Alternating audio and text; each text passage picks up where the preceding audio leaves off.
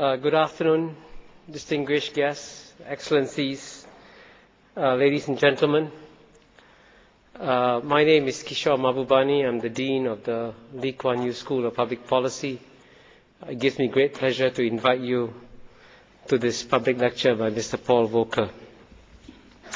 You know, one of the advantages I've had, having served as ambassador for many years, is that I have met many great men in my life.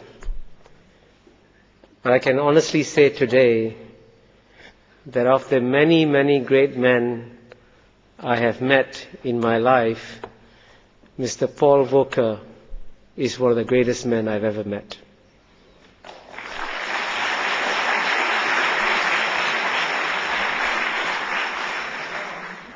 Paul will not remember this, but I first met him I think in 1983 or 84, when you were still chairman of the Fed.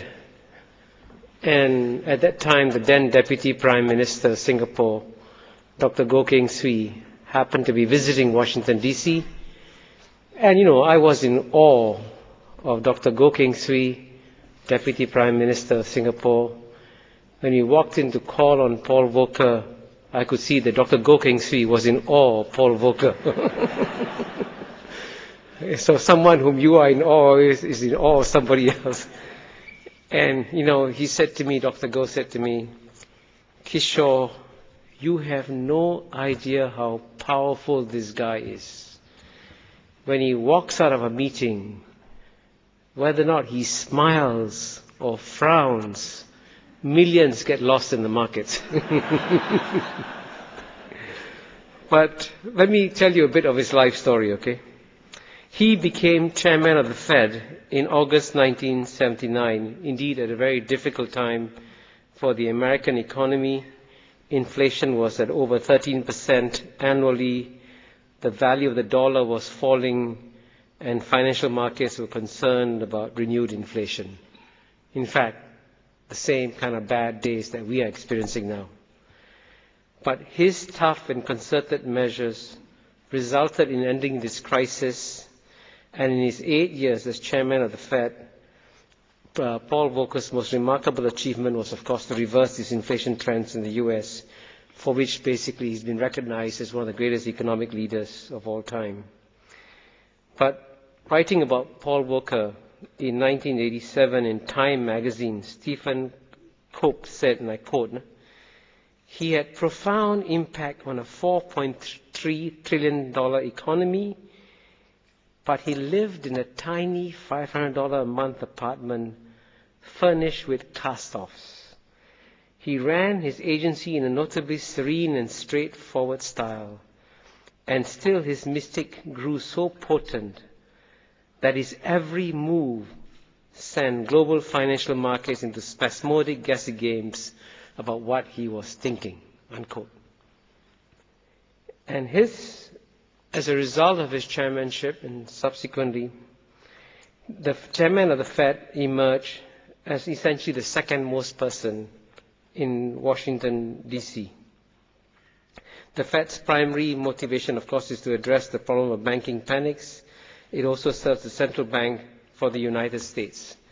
Fortunately, all the efforts to deregulate were not successful, and he preserved the Fed as a very strong institution. Before coming to the Fed, he was educated at Princeton, Harvard, and LSE, and he started his career at the Fed in 1952. Over the next 2 decades, he worked with the Chase Manhattan Bank and the U.S. Treasury Department, returning in 1975 back to his first job at the Federal Reserve Bank, New York, as president. He left in August 1979 when he was appointed by President Jimmy Carter as the chairman of the Fed and reappointed in 1983. Prior to his illustrious career at the Fed, Volcker became chairman of the prominent New York investment banking firm Wolfenson and Company. He has chaired the Board of Trustees of the International Accounting Standards Committee and the Independent Inquiry Committee of the United Nations Oil for Food Program. He is currently the chairman of the trustees of the Group of 30 and a member of the Trilateral Commission. But most remarkably of all, despite his many global obligations, The reason why he's in Singapore today is because he has found the time to attend a meeting of the governing board of the Lee Kuan Yew School of Public Policy. And for this, Paul, we thank you very much for giving your time to our school. And as you all know, and I know this is why you are here, we are in the middle of a great crisis. Let me just quote what he said in the Wall Street Journal last Friday. He said, and I quote, "We have the tools to manage the crisis. Now we need the leadership to use them." Let me now produce the leader, Mr. Paul Volcker.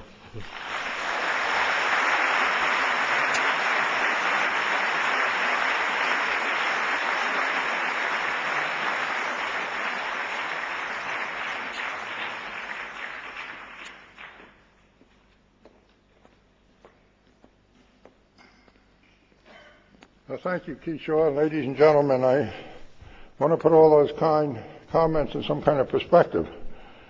The reason that he goes overboard in this introduction is my part-time job is writing blurbs for Kishore Mahbubani's latest books, and that keeps me busy. You know, when I agreed to give this lecture with this great title, Reflections on the World Economy, you know, it sounds like some expansive, thoughtful review of the history and the outlook. I'm not sure events in recent days give me much chance for a thoughtful review of history and the outlook. Things are moving, as you well know, very rapidly in the financial world. There are many questions about the outlook, not much time for reflection.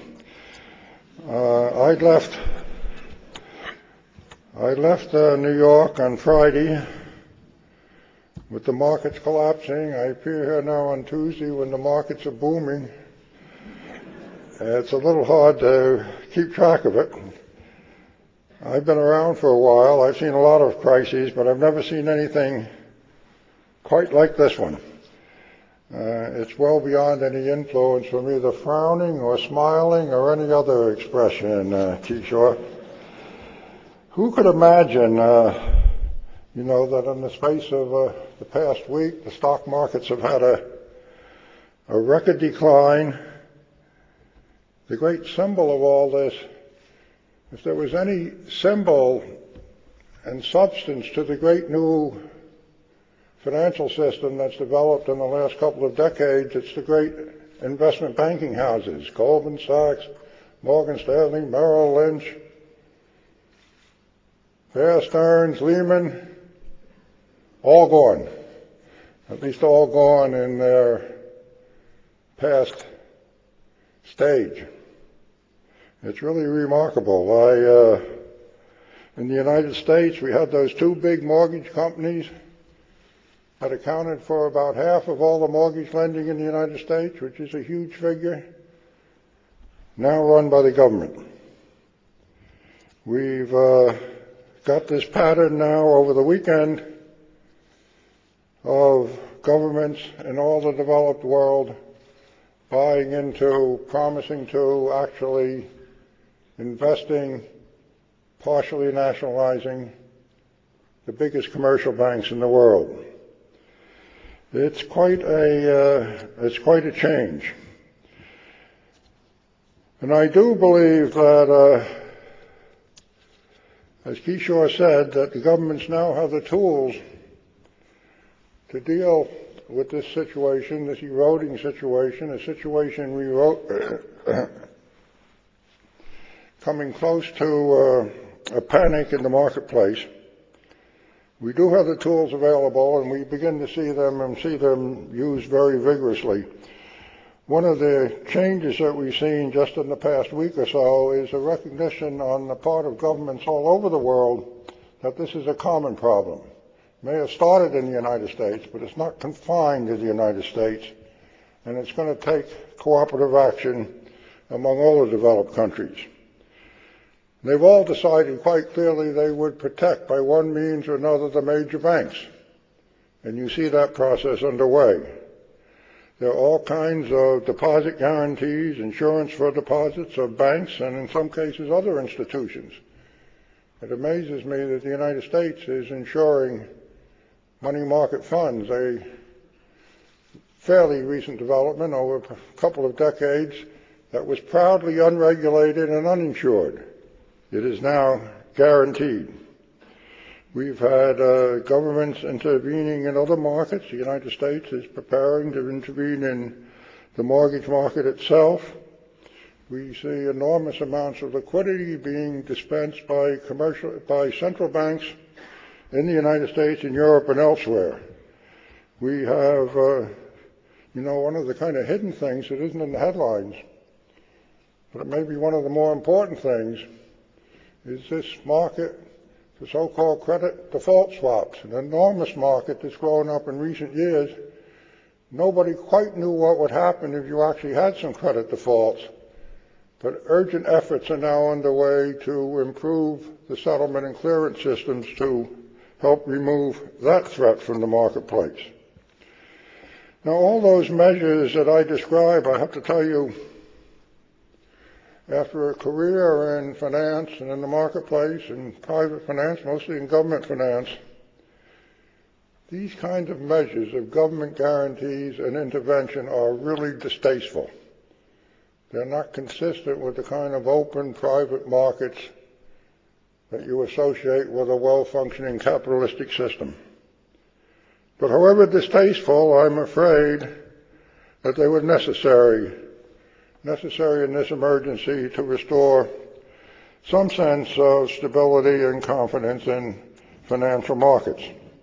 But let me say, if I take a medical analogy, financial system may be in the emergency ward right now, and then it's going to move into intensive care. I think we're moving into the intensive care analogy, but I'm afraid it's going to have to be there for a considerable period of time before it returns to normal. I do think that that can happen, and that with the kind of really determined commitment that we have for governments now, we can avoid what seems to be an inevitable recession in the United States, I'm afraid in Europe as well, into something that is manageable, not too long in depth and in length, but it is a serious matter. When we look at this, I think it takes some understanding about what went wrong and why. I think we all are aware that the free financial markets always have a good deal of volatility. They have recurrent crises, and we've had a number of crises, 5, 6, 7 in the last 25 years, but we've always managed to overcome them without great damage to the real economy. Now, this crisis is an exception to that. I don't think we can escape damage to the real economy, and as I suggested, I think we almost inevitably face a considerable recession. And I think that is true because this is not just a financial crisis that arose out of the blue, so to speak, arose out of the internal dynamics of the financial market. But it's as serious as it is because it reflects some disturbing and really unsustainable trends in the world economy. And I must say in this case, particularly in the American economy. And these trends have developed in the brand new 21st century. And I think to a degree, these problems were foreseeable. And just to suggest my bona fides in that way, I want to read to you a quotation from a speech I made in 2005, 2.5 years ago. And I'm quoting, "There are really disturbing trends, huge imbalances, disequilibria, risks, call them what you will. Altogether, the circumstances seem to me as dangerous and as intractable as any I can remember, and I can remember quite a lot. I don't know whether the change will come with a bang or a whimper, whether sooner or later. But as things stand, it's more likely than not that it will be a financial crisis rather than policy foresight that will force the needed changes. Well, here we are in the forecasted financial crisis. What were those disequilibrium risks that I mentioned a couple of years ago? I think the key point is that the United States, which stands as the largest, strongest, richest economy in the world, had come to spend every year more than it was producing, more than it was capable of producing. And when you spend more than you're producing, the result in open markets is a current account deficit, and that current account deficit came to range to 5 to 7% of our GNP, over $500 billion year after year. Another way of saying it is we became dependent upon, addicted to, borrowing from abroad. And we weren't borrowing to finance investment. We weren't even borrowing to finance the government deficit, which was not all that big. We were borrowing to sustain an exceptionally high level of consumption. Normally, consumption in the American economy ran about 2/3 or a little less of the GDP. In recent years, it's been running 70% or so, almost 5% above its normal historic level. And that was, rather comfortable. People like to consume in the United States, if you didn't realize that before. And people lent us the money. We didn't have to go around the world with a begging bowl. People were eager to hold dollars. They were eager to lend us money. They were quite happy because the other side of that was they were running big trade surpluses to feed the United States consumption binge. So we were relatively happy consuming. China, other Asian countries were happy to export and happy to hold dollars. And so it was quite comfortable, and that's why nobody really wanted to do anything about it. There was only one little trouble: it couldn't go on forever. It went on as long as it did, and this is the connection with the financial crisis, because there were financial developments that seemed to support and enhance this basic disequilibrium. We had extraordinary gains from the stock market in the 1990s, and that made people feel wealthier, made them feel they didn't have to save so much because they had the paper profits in the stock market. But of course that came to an end when the high-tech bubble exploded in the early part of this century. But then all the supply of money from abroad, American policy itself, led to low interest rates, ease of credit creation, and when the stock market declined, we had a new source of seeming comfort. The biggest source of assets in the United States and in other countries is housing. And we went on a new binge of housing construction, housing purchases, and large increases in house prices. So people felt that they could go on consuming because their largest single asset, their house, and 70% of the people in the United States own houses, was increasing in value. Now that took some fancy financial footwork to sustain the rising house price and the rising house construction. And without going into all the details, you know about the phenomenon of subprime mortgages, where people began lending, it was institutions, lending money, institutions in the United States, in Europe, and elsewhere, lent money indirectly to American homeowners who couldn't afford the mortgage. But the idea of down payments didn't quite disappear, but almost disappeared. The idea of a close credit check did almost disappear for that market of subprime mortgages, which went from practically nothing 3 or 4 years ago. Nobody had heard of subprime mortgages, to over $1 trillion by the beginning of 2007. It was, in one sense, a marvel of financial engineering, a wonderful process where the mortgages were created by some kind of a broker, immediately sold to some institution that packaged it with other mortgages, which sold it to another institution that packaged the packages together, and another institution split up the packages and sold them to a variety of eager capital providers. And somehow it was going to turn bad mortgages into AAA credits, at least in some substantial proportion. It was a wonderful system that went on, of course, until housing prices finally peaked a couple of years ago, and then they began to decline. As they declined, the basic mortgages went bad, and all this complicated system of intermediaries came to come unraveled. Just to illustrate some of the complications of this market, well, the subprime mortgage market went from practically nothing to $1.25 trillion. We had this other market in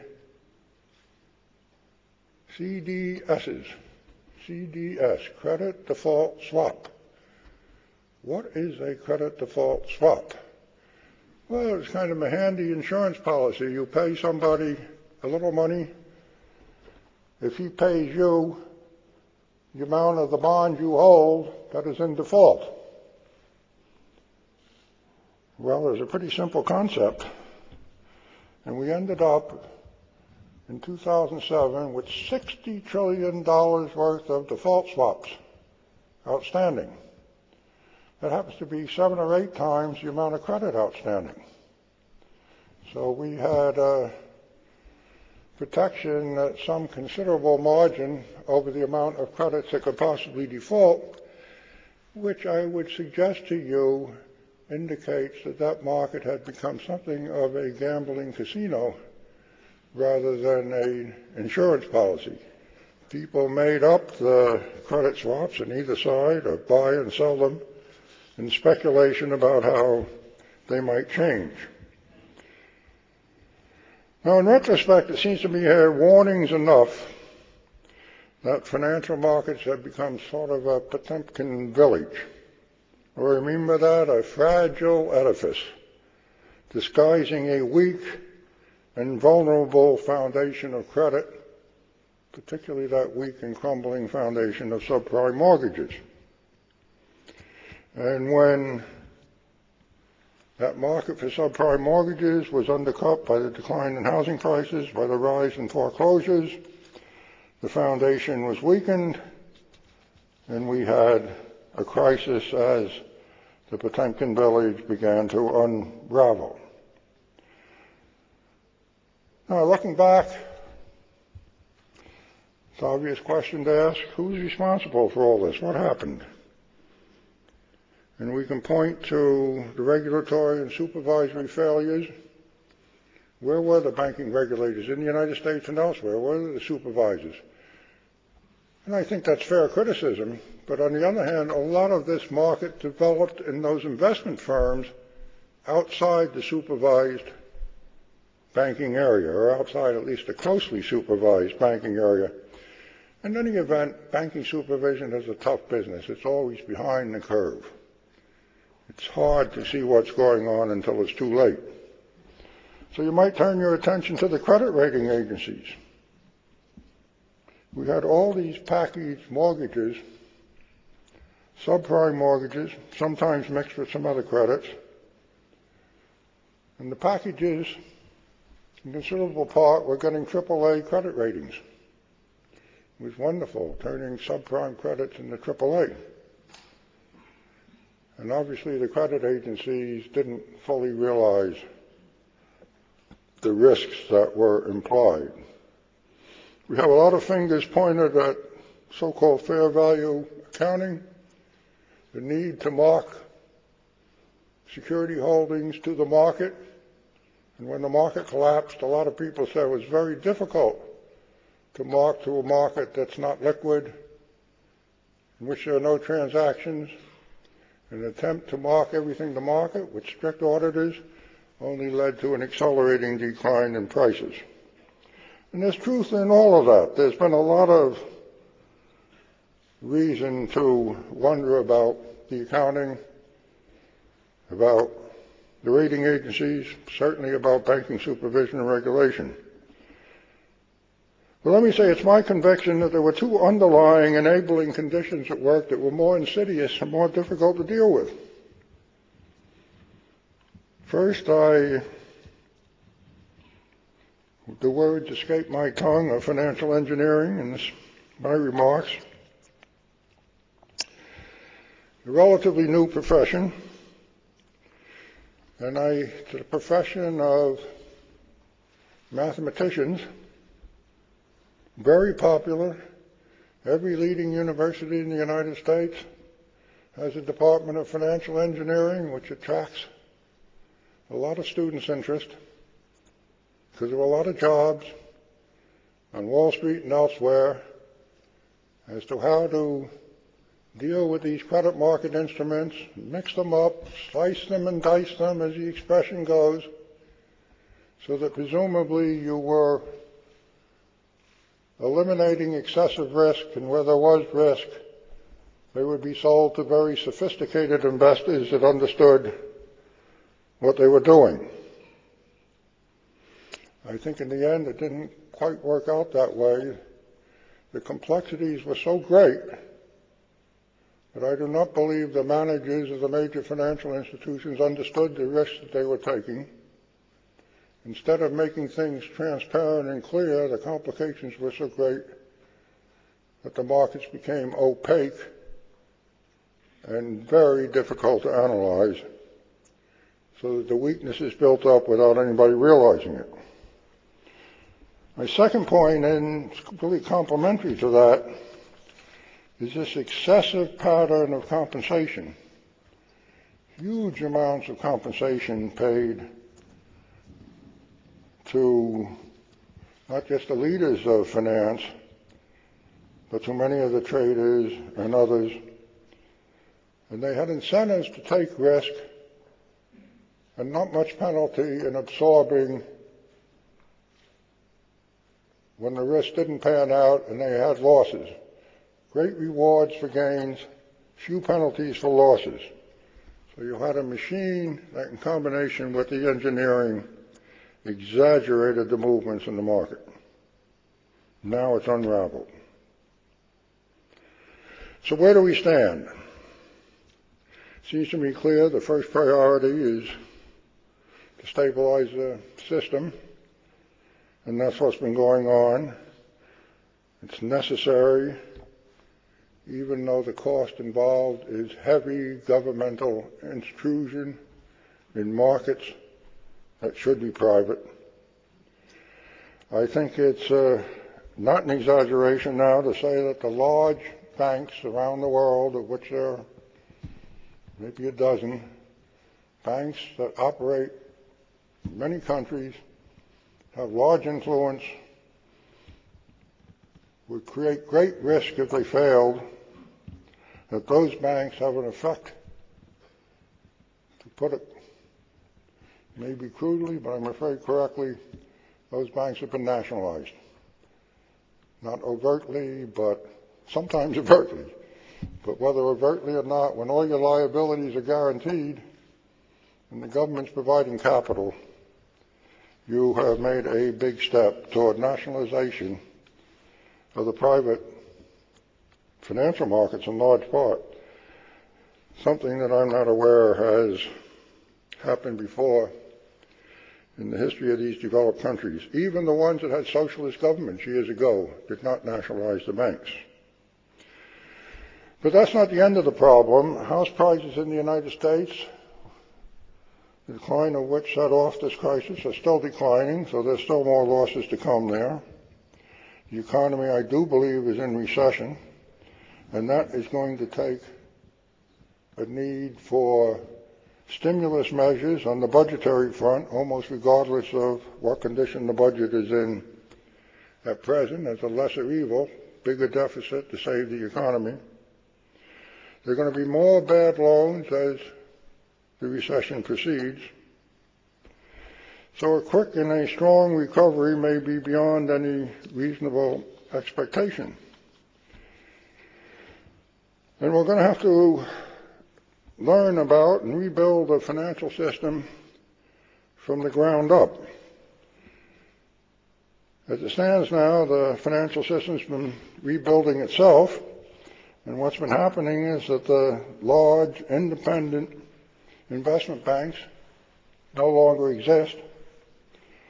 The large international commercial banks are ironically getting larger because the small, vulnerable firms that are failing or close to failure tend to be absorbed with government support by the big banks.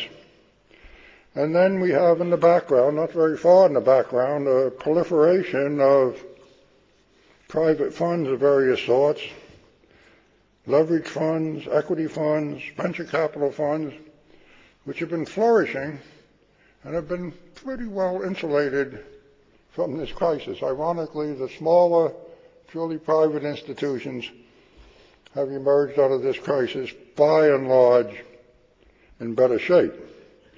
They are playing a larger role in the economy, and importantly, that's a good thing. They are innovative, they are private, they have little or no regulation, they got flexibility, and that helps keep the economy going. But I have to ask whether that's a stable system, whether politically or economically. A relatively small handful of huge institutions on the government support, I don't think that is an attractive long-range outlook, however necessary at the moment. It doesn't suggest either innovative skills or efficiency, and those big institutions are necessarily, in my mind, full of conflicts of interest. They're lenders, traders, investment advisory people, investors, all at the same time, and there are inevitably conflicts between those roles. And how do we wean them from government support? That is the challenge of the future. After all, after what's happened, there's going to be a presumption, a strong presumption of government support whenever the next problem arises. At the least, I think it implies much stronger regulation and supervision. But as suggested earlier, I don't think regulation and supervision can be a really satisfactory answer.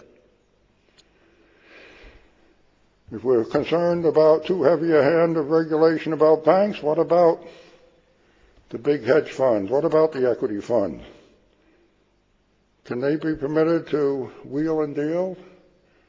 They be permitted to be the new investment banks in the future without regulation? With excessive risk-taking? The kind of thing that brought down the investment banks? I think not. Which implies an extension of government supervision and oversight. It implies capital limits for leverage funds. It implies liquidity requirements that have not existed. And we hope that that can be done in a reasonable way. But those are problems for the future. The rebuilding is going to be the job of another day, of a new administration in the United States, of central banks, of finance ministries right around the world, working together, thinking together, and that process is now taking place in an emergency environment. It's going to have to continue in a thoughtful rebuilding environment. It's got to draw upon the strength of the private sector, with the risk takers now pretty well chastened. It's going to require a clearer understanding of the risks embedded in financial engineering, a difficult matter itself given that complexity. It's certainly got to require some action with respect to the perverse incentives of compensation that have exalted risk over prudence. So through it all, I think there has to continue to be a recognition of this essential role that free and competitive financial markets play in a vigorous and innovative economic system, and somehow we've got to be sure the dead hand of government doesn't overcome that. We're going to have financial ups and downs. We've had them before. We're going to have them again. Financial crises are inevitable. But I just conclude by saying that I think never again should so much economic damage be risked by a financial structure so fragile, so overextended, and so opaque as the structure we have had in recent years. That is the challenge for the future. Thank you very much.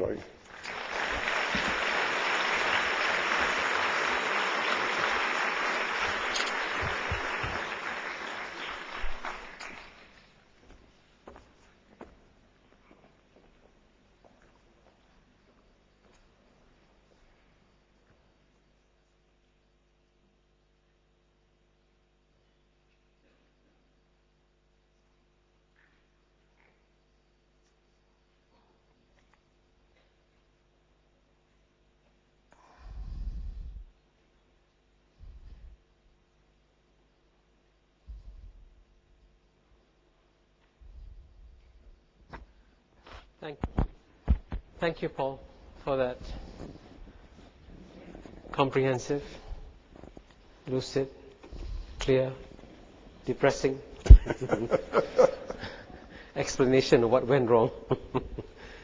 And I'm going to begin by asking the first question, but please get ready to ask the questions that because I'm sure Paul will be happy to answer them to you. You gave this very clear warning in 2005. And you said, this cannot last. Something is going to happen.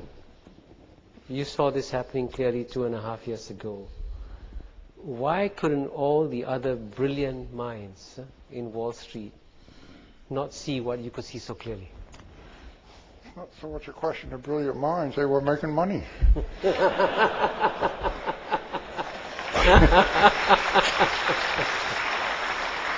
As long as the party is going, as long as the music is playing, let's go to the dance floor. Who said that? No, I don't know if you understand this reference, but one of the chairman of the biggest bank, I guess, in the world at that time, in the middle of 2007, last year, when this thing had already started, he was quoted as saying, so long as the music's playing, we're going to dance. There were warnings by that time, there were certainly warnings. Yeah. But he felt unable to rein in his own bank because the music was still playing. Okay, who would like to ask the next question? Please come to the mic, identify yourself, and pose a short, sharp question. Please go ahead. Yes. You first, sir. And then I see some gentlemen coming. Come to the mics, okay? Yes, go ahead. Mr. Volcker, thanks for your insightful speech. What are your thoughts about how this crisis is going to affect globalization? And if so, what could leaders do about the possible effects of that? Can you just identify yourself for the record so he knows? Yeah. Okay. My name is Raphael Dick. I'm a student at NCM. Okay. The question is what the implications of the crisis for globalization. One implication is, of course, that the financial crisis has reinforced what we knew before, that there is a globalization of finance. And what appeared to be initially an American phenomenon turned out to be a European phenomenon as well. And other countries are affected more or less, but it's certainly an international phenomenon. I may be the optimist on this side, but I don't think you can change that without draconian restrictions, which I don't think anybody is prepared for. The danger is often cited more on the trade side than on the financial side. I think there will be pressures on trade liberalization if a recession persists. But even there, I'm relatively optimistic. I don't think you're going to get more liberalization on trade or finance, but I don't think you're going to go in the other direction either. The trend is in the other direction. These markets are so integrated technologically that the idea of shutting it off is no longer a practical alternative. It's a technological, not a policy issue. Thank you. Mike over there, please. Hi. Go ahead. My name is Bernard Locke. I'm a currency fund manager. I enjoy the party, like what you mentioned, 2005 until now. Tell us how much you made. Yeah. Yeah. But anyway, I have immense respect to you as a central banker, as much as I pay to Mr. Alan Greenspan, one of your successors. My question is, do you think Mr. Greenspan have done a good job? You can select not to answer. Yeah. Thank you. That's a very difficult question. I follow a religious rule of not commenting upon my successes. And I'm not going to break that rule right now, but he was in office for a long time. And there were good things that happened during that period, and there were some not so good things, but that's the life of a central banker. That's a very honorable approach. I hope you understand. Gentleman over here now. Hi, my name's Noah, and I'm a graduate student here. And At NUS. at NUS, yes, of course. Number 30 in the world now, I believe. Yeah. My question's in regard to economics in the Austrian School of Economics. I mean, nobody really paid that much attention, and now suddenly the crisis seems to vindicate, the role of the Fed in terms of manipulating or altering the incentives in the economy. And just wondering if there may be a return to that school. With the School of Austrian Economics, I learned about that, I'm trying to think, 62 years ago, I think. 62 years ago. Now you're telling everybody how old you are. He's slightly over 80. They have some insights that maybe we have forgotten about. Some of the old scholars of the so-called Austrian school. I literally took my first course in economic theory from an Austrian, so who was of the Austrian school. But the idea of credit creation being important for one symptom of what was going on, it's certainly been vindicated, I think. If you look at the statistics in the United States particularly, I think to some extent this would be true in Europe, but it began back when I was chairman of the Federal Reserve. Just at the beginning, the amount of credit in the American economy relative to the GNP has just skyrocketed. I think it used to be more or less the same, and now the amount of credit outstanding is 3 times the GNP, if I remember the figures roughly. And that is reflected in the leverage of the financial firms and the investment banks that have failed, and in commercial banks to some extent, that they all built up the balance sheet on the liability and asset side because of a sense of easy credit and no problems.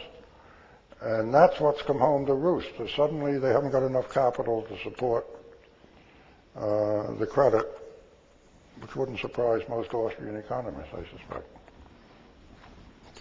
John Burton, then the gentleman over there. Yeah, John Burton with the Financial Times. You were known as the great inflation slayer of the early 1980s.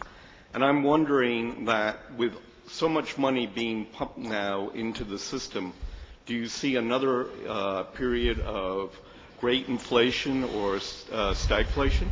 Well, I don't see if you're asking me for a straight forecast, I wouldn't make that forecast, but it's not going to be a problem in the short run if the business outlook is as I see it, because inflation doesn't flourish in the face of a recession. But yes, it's something I perpetually worry. I made a speech without mentioning the word inflation. That may be one of the first times in my life that I've done that. But I think it's something we really do have to guard against. But obviously, right now, that's not where the emphasis is. So not even a period of stagflation then? Well, we're going to have a period of recession. That's worse than stagflation. I mean, just from the business side, I think it's something we have to worry about when we begin to get out of this recession, without question. Thank you. Gentleman over there, then we come to the lady in front. Yeah. Yeah, Omkar Shrestha from the Institute of Southeast Asian Studies. You mentioned that, that's something which you had never seen before. Oh, right. Exactly at the back. Yeah, I see. Yeah. You were mentioning, the partial nationalization of the biggest commercial banks in the West, something which you had never seen. From Asian Development Bank, before I joined the Institute of Southeast Asian Studies, I used to go to China, and some of the things, policy dialogue that we used to hold with the government there was the state-owned commercial banks try to privatize it. So they used to go through partial privatization. Later on, I was taken to Vietnam desk, and there again the subject was same, converting the state-owned commercial bank to partial privatization of the banks. So here we have the partial nationalization of the bank, which is going on now, and there the policy dialogue is partial privatization of the bank. Where is the correct mix? It's an interesting question. We have been encouraging... So China will privatize and the United States will nationalize. We'll meet in the middle. That's I don't think the middle is a stable place to meet. So maybe we can learn from the Chinese and the Vietnamese and others how to denationalize effectively. So you'll have Chinese experts going to Washington, D.C. I do think we have a challenge in restoring, a full private environment for finance. And I don't think we're going to learn from the Chinese, actually, but I hope they are not discouraged from increasing the flexibility and privatization of their own financial system. Thank you. The lady over here, please, before I come to you over there. I'm Priya Mathani from Wigan and Lake College, Mumbai. I'd like to thank you for your very illuminating perspective and ask you, do you think the U.S. economy is headed for what Keynes would have described as a liquidity trap? And how long do you think the recovery would take? What's been described? It's been described as a liquidity trap. Oh. And how long will the recovery take? Well, I don't think we're not in a liquidity trap at the moment. If you think of that in the way I learned about it in the non-Austrian school, you have low interest rates or zero interest rates, but the economy is so depressed nobody wants to borrow. The problem now is nobody wants to lend, not that nobody wants to borrow. And that's quite arguably I wouldn't call it a liquidity trap, but I understand that even people that have liquidity don't want to lend. But it's not because there are no borrowers. When you thought of the liquidity trap, it was because the economy was so depressed nobody wanted to borrow. We're not there. I hope we never get there. So there is a problem in restoring confidence and trust so that people are willing to lend, and indeed people are willing to borrow. And we're in a trust gap or a confidence gap. I believe, I wouldn't call it a liquidity trap, but it is true that the central banks are trying to push out liquidity, and that's not making people lend.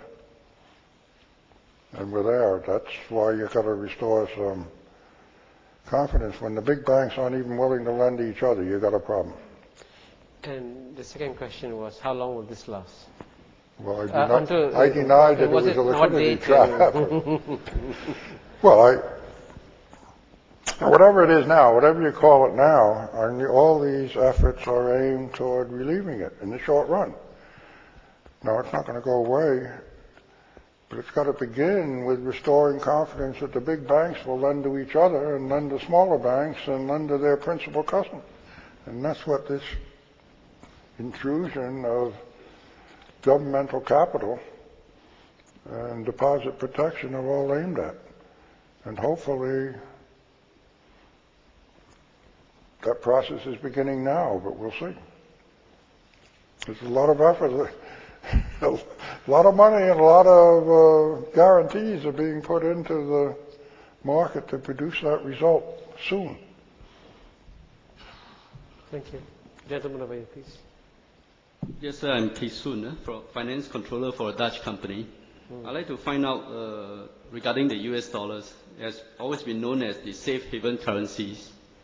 But after this upheaval in US, do you foresee that to be the case? Remember, whatever you say will change the value of the dollar, you know. Yeah. Not anymore. Those are the good old days, or the bad old days. Look, I would say the same thing about the dollar as the inflation question.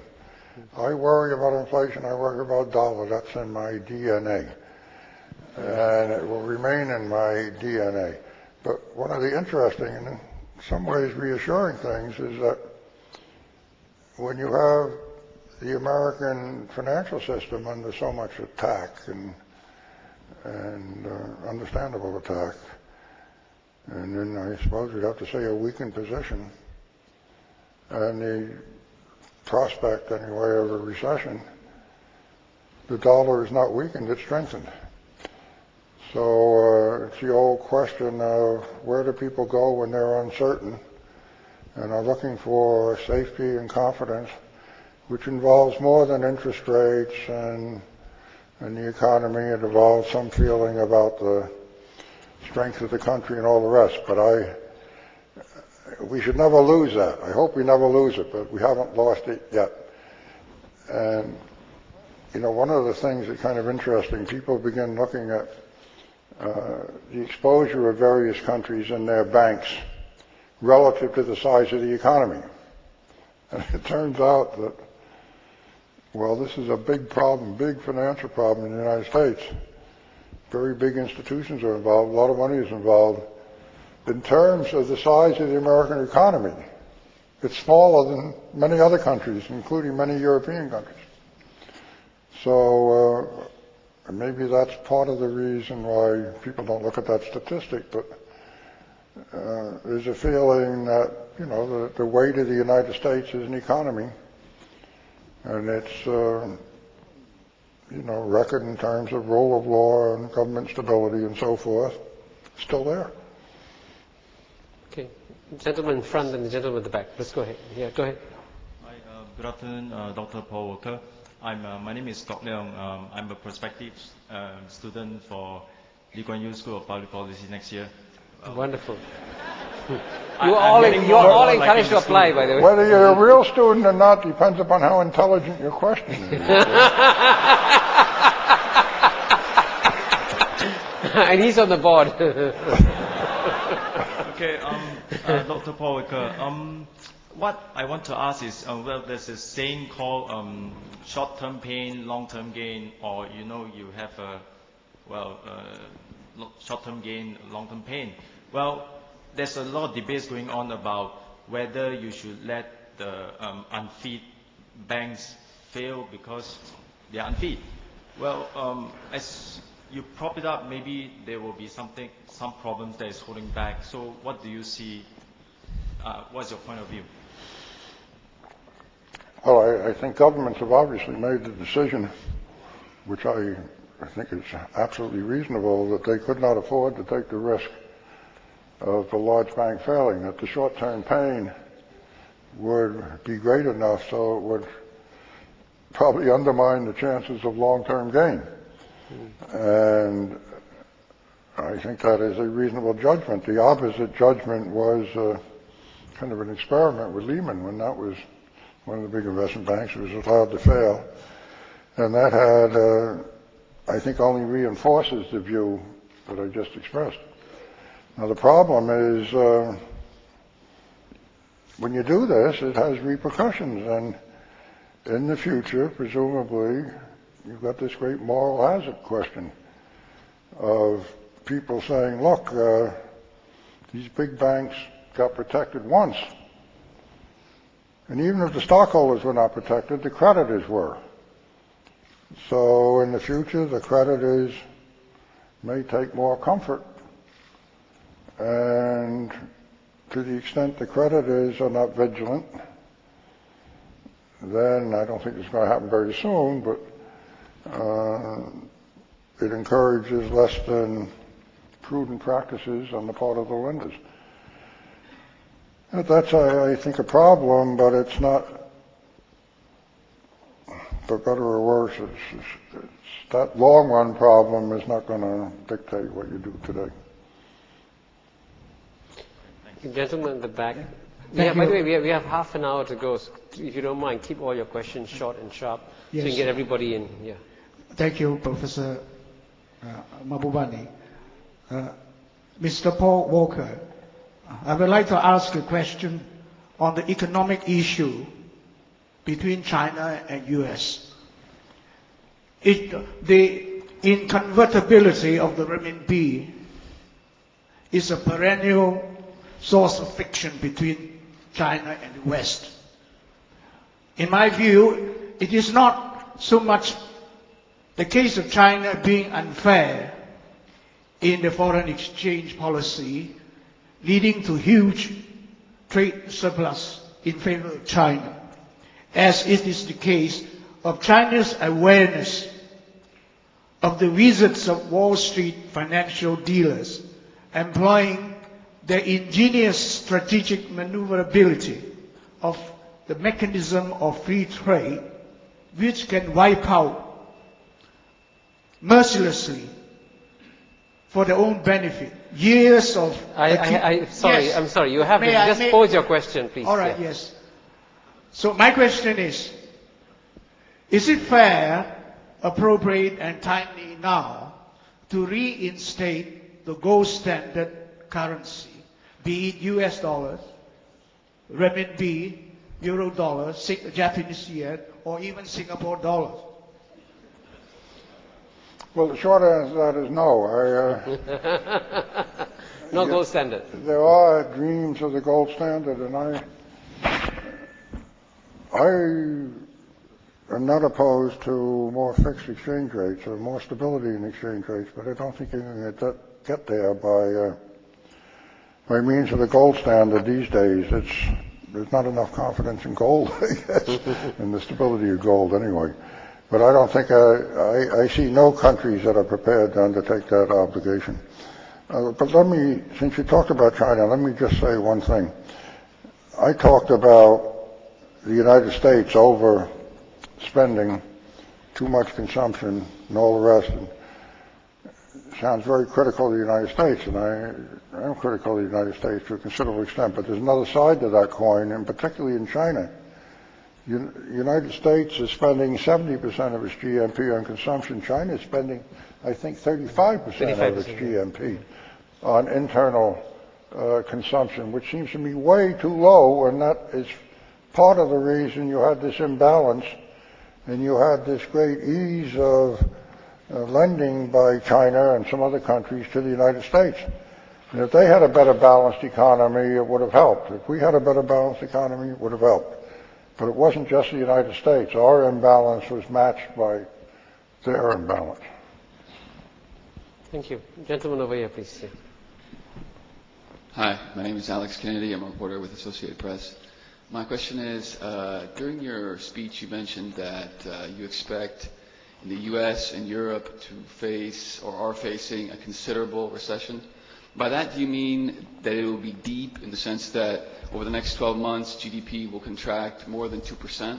Or do you mean that it will be long, which is to say that there will be a recession for the next 2 years, or God forbid, both? I will confine my comment to saying I believe we are entering a recession of unknown duration.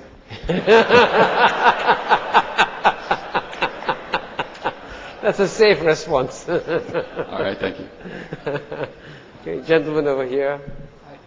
Hi, my name is Saad. I'm just a student at the LKY school. I'm studying public policy.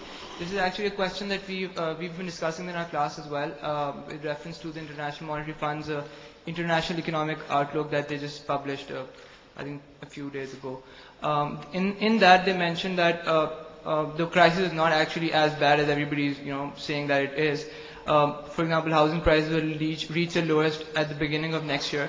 And the world economy as a whole will grow, its growth will slow down to 3%. The developing countries don't have much to fear about this, whereas developed countries will grow at around 0.5% for the next few years. My question is, what is your comment or take on this economic outlook presented by IMF a few days ago?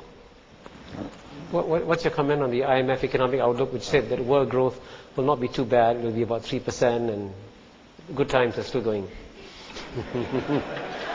You don't seem to agree with the IMF. I'm not a prophet, and I make few. No, I don't know about these figures. Obviously, the emerging economies are doing much better, have been, than the developed economies. But how that all balances out in the end, I don't know. Takes a very wise man to say, I don't know. They have a big, expensive economic staff. I'm me, reading the newspaper.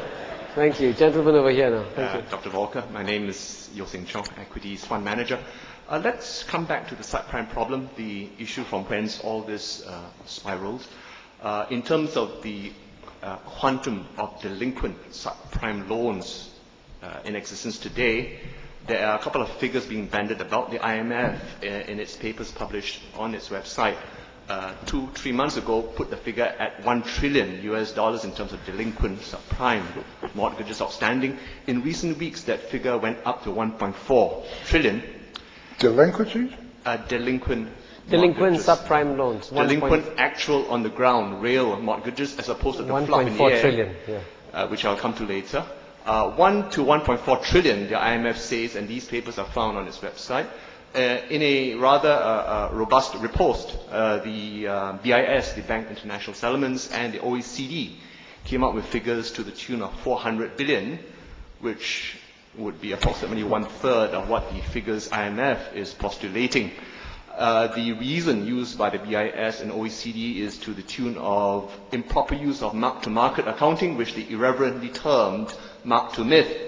So first question, these figures on the ground, 400 billion as compared with 1 trillion, 1.4 trillion, do they mean anything at all in the light of what we are looking at today? Could you care to comment on these figures? Second question is it relevant, given the 60 trillion quantum of CDSs and CDOs that you cited earlier, is it relevant whether it's 400 billion or 1 trillion in the face of this whole plethora of 600 trillion CDOs and CDSs? Second question. Third question. You've got too many questions for me already.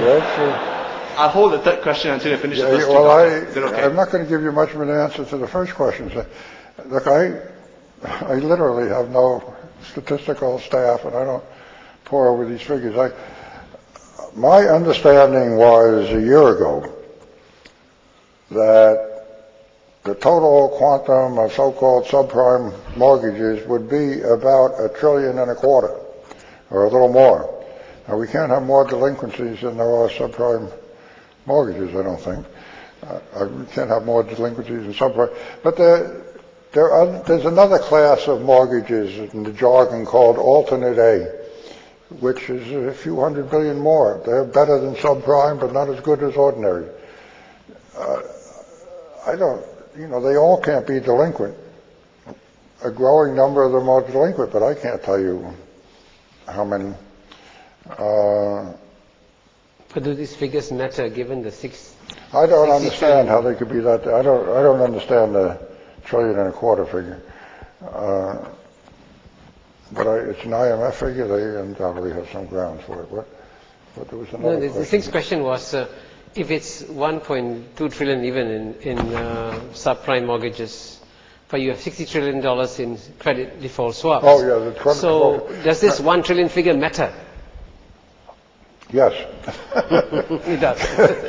Because the subprime mortgages are a fact. I mean, they're sitting there. When they get delinquent, there's a loss. The 60 trillion credit default swaps are not exactly a fiction, but they are a derivative. A lot of people, they became a trading game. And undoubtedly, most of that 60 trillion is offset by buyers and sellers. They're hedged against each other. A lot of them could be netted. The same person will hold both sides.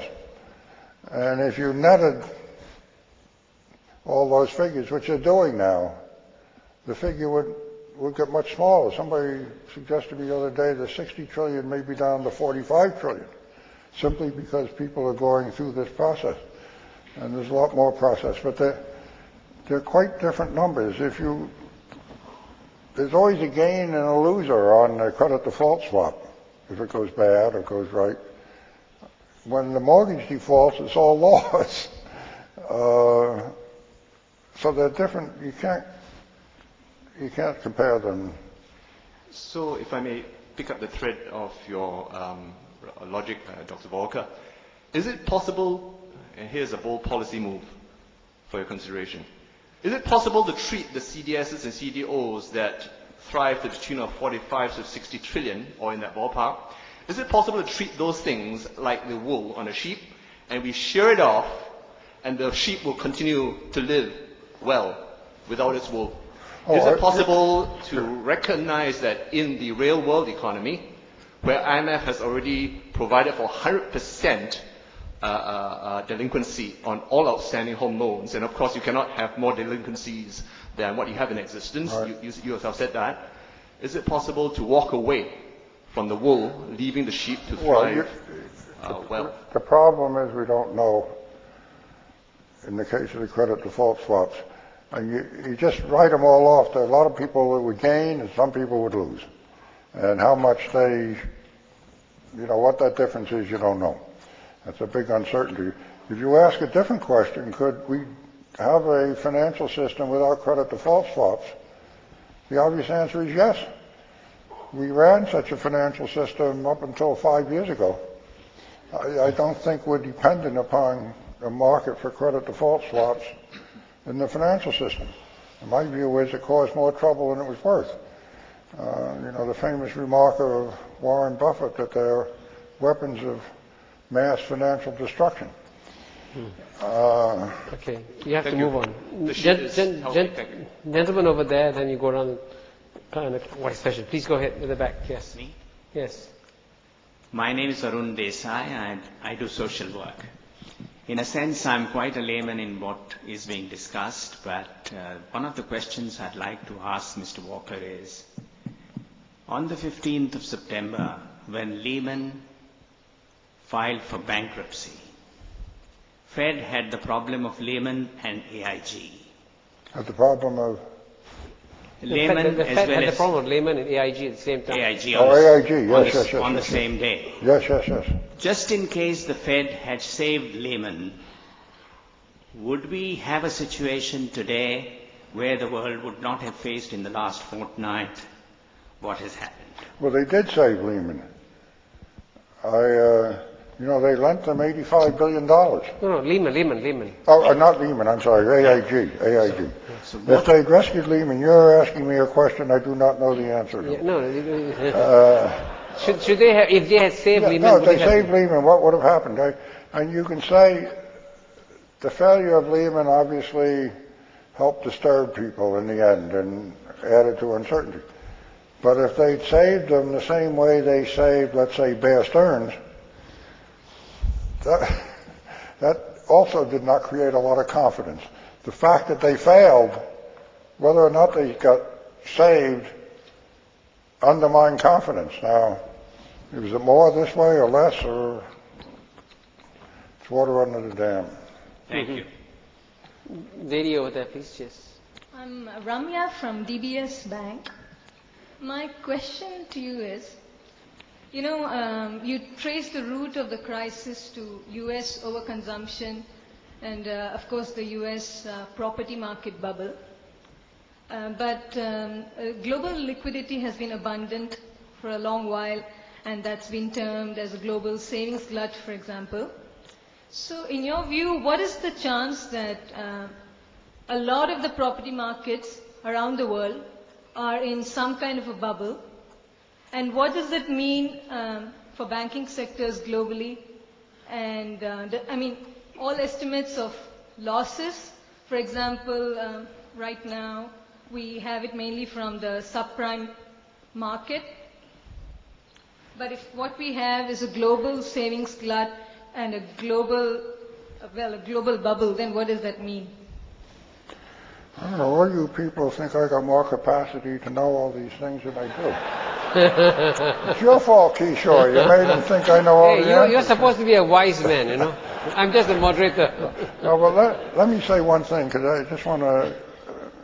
I know I may have given the impression you started with, which is partly true and what I wanted to convey about American overconsumption. But it was the imbalance, that underlying imbalance in our overconsumption, Asia's underconsumption, was important underlying factors.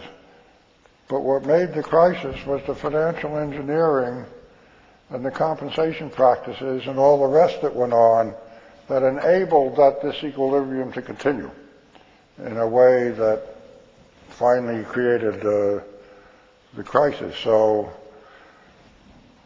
that was the underlying background was important, but the crisis in a more immediate sense was because of weaknesses within the financial system. Now, I can't answer your question about I think the extreme example of a kind of bubble was the so-called subprime market in the United States. We have had real estate problems both in the UK and Spain, to name two countries. But they're much smaller than the United States, and I don't think the weakness in the mortgage financing was not as great. But we do have, obviously, we currently have little bubble. So I can't say anything else. Thank you. No, sorry, I have to apologize because you can see there's 7 people waiting in the next 15 minutes, so I have to apologize to you and go to the next question. Are we got a time limit here? Yeah, we're going to finish in 15 minutes. We've got 7 questions. Go ahead, please, gentlemen. It's a great honor to be in this public lecture. My name is Ronnie Lai. I'm in business consulting. My question is, the global government have been injecting huge and fresh funding into the financial markets. And the highly respected investment guru, Jim Rogers, have been arguing that government shouldn't do this. It should let the free market reorganize itself. Does his argument make sense to you, sir? Number 2, the global crisis need global solution. 24th October happens to be UN's Day, United Nations Day. Should the United Nations play a part in tackling this global financial crisis? In your opinion, what could the UN do? Thank you. Nothing. Let's leave the UN out of it. I learned that from Kishore. That's no, I agree with him. Let's not get the UN involved in financial crisis. It's not the UN field, but the UN has enough problem resolving anything in its field. But I thought I made clear the answer to what I understand your first comment was, should this have been left to just a free market? I think the risks of that were too great. I mean, the governments have obviously decided that, but I have no disagreement with that they had to intervene. I'm sorry about that, but and I think it's going to be hard to disintervene, so to speak. But I don't think they have much alternative. Thank you. Gentleman over here. I'm John Janner. I'm a reporter with Dow Jones. You mentioned in response to someone else's question that the problem we're facing right now is not a liquidity trap, which would suggest monetary easing would be effective. You also mentioned that we are not, at the moment, inflation is not anywhere near as great an issue as the recession that you say we're now in. And yet you mentioned fiscal stimulus as a step that the U.S. government could take. Do you also anticipate that the Federal Reserve and other central banks will pursue further monetary easing in the next few months? Well, I'm going to leave that up to them, but let me make two comments. This question about the liquidity trap, I gave an unduly technical answer to, because I think of liquidity trap in the classic sense that I mentioned, that it's just a question of labeling. There is undoubtedly a question. The central banks are pushing as much money in the market as they can, and people aren't lending it. Now, if you call that a liquidity trap, we're in a liquidity trap. I just don't want to mix it up with the old kind of liquidity trap, but I don't want to be quoted saying there's no liquidity problem, because there is. And I don't want to comment. I mean, the central banks are able to make up their own mind, and I will continue to let them do so. Thank you. Gentleman at the back there. Hi, Dr. Walker. I'm Hari Ramanathan, and I've never been happy to have not been a banker in my life. My question to you is actually a little step back from economics. We've heard everybody here asking about credit swaps and CODs and a lot of jargon. As a man who stayed in a $500 a month rental apartment as the chairman of the largest financial institution in the world, do you think we are trying to find an economic solution to essentially a social and human problem of greed? Is it fundamentally a social and human problem of greed to which economic solution cannot be found? Well, there's a problem with greed. That's the question. Yeah. You agree it's a problem of greed?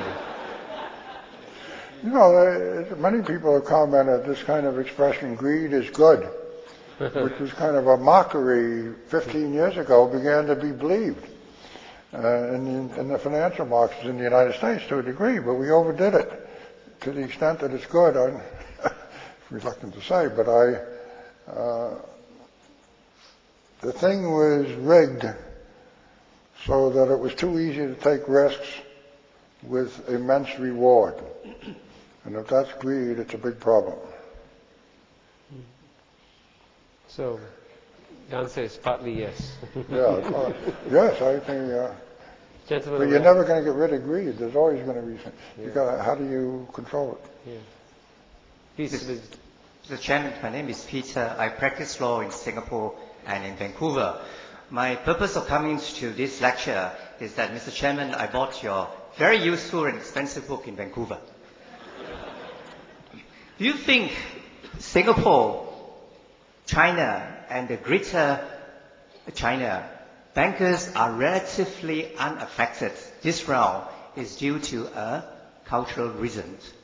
Bankers do not understand or do not pretend to understand the complexities of financial derivatives. And we are safe. I try to, Mr. Chairman, could I give some background? I try to unravel the mysteries of financial derivatives with someone from Singapore, first-class honors in economics, MBA from Chicago, CFA, and after 6 months, we could not unravel the complexities of financial derivatives. We would be considered by Wall Street as not too smart, unwise people. Thank you. So I'm not sure what your question was, but it was... Well, the question was, do I think bankers in China and Singapore are capable of getting in trouble? No, is it a cultural issue? They may not be in trouble, but I think they're capable of getting in trouble. We are all equally capable. Thank you. Thank you. Gentlemen, please. Yeah, my name is Shekhar Mulati, and I work for a listed company here in Singapore. My question is around the compensation policies that you mentioned also contributed to this. Going forward, how do you see this changing so that the problem doesn't recur? That's an easy one. No, you know, a lot of people are concerned with that question, and I haven't heard any good answers. You will get progress without question, I think, in restructuring compensation practices so that there is less big reward for success in the short run without guarding against lack of success in the longer run. In other words, people won't be given quite so many big bonuses or stock options or whatever this year without regard to what happens next year or the year after and the year after that. I think it's pretty well understood that the arrangements were too short term. I think when you get to the amount rather than the structure, how much they should get paid, I don't think anybody has an answer. I mean, it seems to me they got paid too much, but there's no question in my mind about that. But how you control it, whether there's any way of controlling it other than a good sense of the management of that bank, or institution, whatever it is. But this question is going to be right on, I don't know the answer, but it's right now on the front burner, so to speak, because as the governments have an ownership interest in these banks, so the government has, whether it's ownership or protection, I don't think they can escape consideration of this problem. In fact, American law, the law that was just passed, the $700 billion thing says if the government supports a bank, I don't forget the exact language, it's very vague, but they have to review the compensation practice. And that's about all it says. That's fine. They have to review. Nobody knows how to implement that. But politically, I think for more than political reasons, but politically, in the United States at least, there's certainly a strong feeling and reflected in law that something should be done and nobody knows how to do it. Thank you. Gentleman over here. Dr. Paul Hooker, I just one simple question. I am engineer by training, but I still represent the National Trade Union. So I have this simple question. What's your take on the social cohesion among all the players after the music and during the music? That's a very simple question. And after all, you have mentioned so much on the credit bubble, inflations. I think these are all your reflections. What is the impact on social cohesion at the end of the crisis? Has that created a greater sense of inequality and disparity or greater sense of solidarity? Well, it's been interesting in the United States. I only talk about the United States, that we have had more inequality in income. Not only inequality in income, but you've had very little, if any, increase in real income among most of the population in the past 10 or 15 years. I think you've had an enormous increase in income by the top 1%. And there's been very little political or other reaction to that. It seemed to have been accepted because I guess there was a feeling that somehow this great wealth at the top was justified in some sense, and that the economy was doing well, as it was, and there was full employment, and so it's okay, it's part of the system. But now, when it's broken down, and presuming we have a recession, there's more noise and debate about this now politically in the last few months than there were in the last few years. And how it's all resolved, I don't know, but it's certainly becoming an issue that it wasn't before. And then you come back to the question of what do you deal with this excessive pay, and nobody knows the answer, as near as I can see. So the answer is yes, it has had an impact. Thank you very much. Gentleman at the back there, we have 3 minutes, and we'll try and get all the questions, but we may not. Please, go ahead. Thank you, Professor. Thank you, sir, for the speech. I just have 2 questions to ask you. I'm Ian, civil servant in Singapore, and considering this is organized by the LKY SPP, I thought I'll ask 2 questions that's more public policy or possibly public policy related. You mentioned the issue about compensation, and emphasis was on the bank side. However, if I draw the parallel with UK FSA and the issue of Northern Rock, whereby the compensation to the UK FSA employees, or in this particular case, the supervisors in charge of UK FSA, was insufficiently compensated and the turnover was so high. As a result, there was a lack of knowledge of the institution or even the product, because you cannot compensate civil servants for the same skill sets that actually engineers all these financial products. So how do you supervise that? So as public policy then, anti-con little fix, because on one hand, government, you can't afford that kind of pay scales. On the other hand, you lose these talents to probably the private sector, who just goes right ahead and do their risky stuff. The second question is the issue of moral hazard. You mentioned that earlier as well, and one question I'd like to ask is, you had Merrill Lynch, you had Bear Stearns, you had Lehman, and you had AIG. As policymakers, therefore, the question is, how do you discern when to come in? When you came in, when the US came in to help Bear Stearns, at the same time helping AIG, but letting Lehman fall. And that's a question which I am trying to learn and grapple as well, because I thought that that was a very important lesson, because CEO for Lehman, Mr. Foltz, was making lots of noise and say, where was my bailout, for example, on CNBC. So but it is an interesting question, because if the next guy comes and the next bank faces that problem, how do you resolve the issue of moral hazard?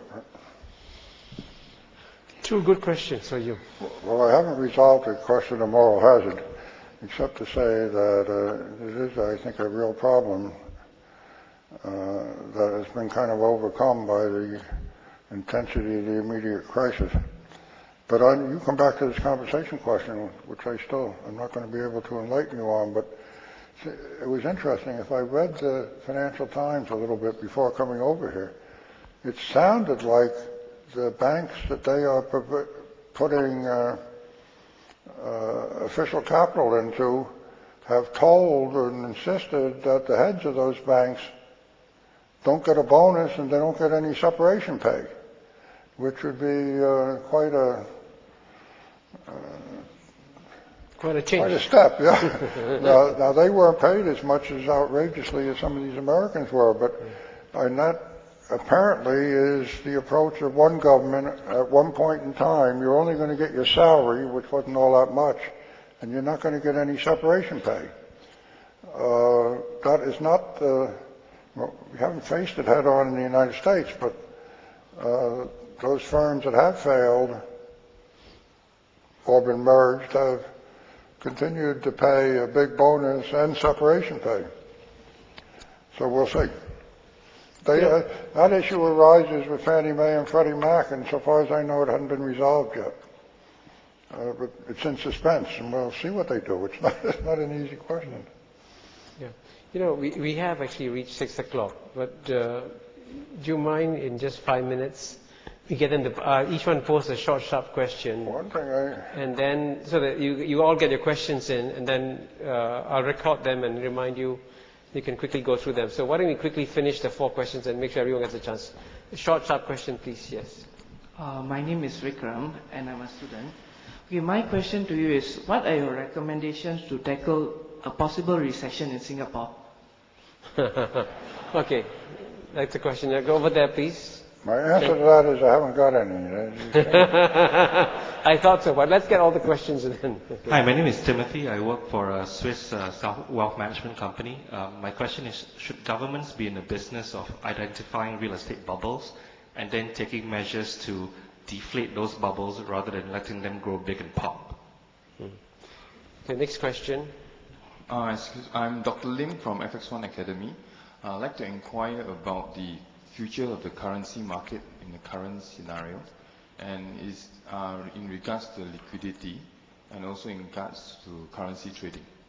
Thank you. Okay, last question. Yeah. So we got everybody in. Yes. Okay. Thank you very much that I have a chance to ask this last question. I think there's one area which, Mr. Volcker, you may not have mentioned in your speech, which is what is the role of the Fed in this whole financial crisis from the beginning of the housing bubble to where we are. Right? You illustrated or you explained the financial engineering that started with the housing bubble, but I'm not an engineer by training, but you need the raw material. Where does the raw material come from? Right? So if you have a housing bubble, which I take it that you have sustained price increases, and if we go back to Milton Friedman, which argues that inflation cannot be there if there is no monetary accommodation, right? What role did a Fed policy play at the beginning of the crisis, and what role did a Fed policy play at that ended the housing bubble and started this crisis? Thank you. Okay, the first question, what's your answer to the recession in Singapore? The answer is you don't know the answer. Okay. Don't know the answer. Should the government identify property bubbles? Don't know the answer. Don't know the answer. Very easy. The third question was about the current. Okay, seriously, you want to answer the question about property bubbles? Yeah, well, and the last question was about bubbles too. Yeah. I'm not going to have a critique of monetary policy in the past, but on the bubble question, it's a difficult question for monetary policy or the central bank in particular, because these things happen in mini scale all the time, and it creates sometimes a dilemma for policy. But as a general, and maybe not very helpful comment, I would say if your sense is that the bubble, the disequilibrium is getting so large as to have the potential for destabilizing the economy, you can't ignore it in policy, and you should, to the extent you have powers to do so, try to modify the bubble. It's not easy. But if in your judgment, if in the central bank's judgment it is of a kind that's going to be destabilizing for the whole economy, then you don't ignore it. I don't think you can The question on the currency market, you want to answer that? I don't got much to say about the currency market. I mean, it seems there's too much instability in currencies for my taste now, and usually I think there should be reform of the currency market, whether in this crisis or otherwise. There is too much instability, too much passivity in governments, in my view, in terms of managing. In fact, they don't attempt to manage anymore the currency markets, and I would think there ought to be a little more. That's I could give a long lecture on that, but I refrain. I'll make one other comment about central bank. What is going on now, and I think it's clearly in the actions, it's clearly recognized, is all this intervention in the market is on behalf of finance ministries and treasuries, on behalf of governments, because it all does involve a governmental responsibility and the potential and actual expenditure of government funds. And that ought to be done by the government and not be pushed off into the central bank. For the interest of preserving independent central banks, I think that's an important distinction to keep. Well, I think you all agree that we've been very privileged in the last hour and a half to listen to Paul Volcker. He's a man who's participated in so many crises, and it's wonderful to have his perspectives and his advice for the future. I can tell you that one reason why he agreed to serve on the governing board of the Lee Kuan Yew School of Public Policy is because Mr. Paul Volcker passionately believes in public service. He believes it's very important to have good markets, but it's equally important to have regulatory agencies and government agencies that perform as well as markets do, and he's very concerned about the poor compensation in public services and the erosion of the credibility of public institutions. So this is why he supports a strong public service. That's correct. This is why he wants all of you to support the Lee Kuan Yew School of Public Policy too. Thank you very much.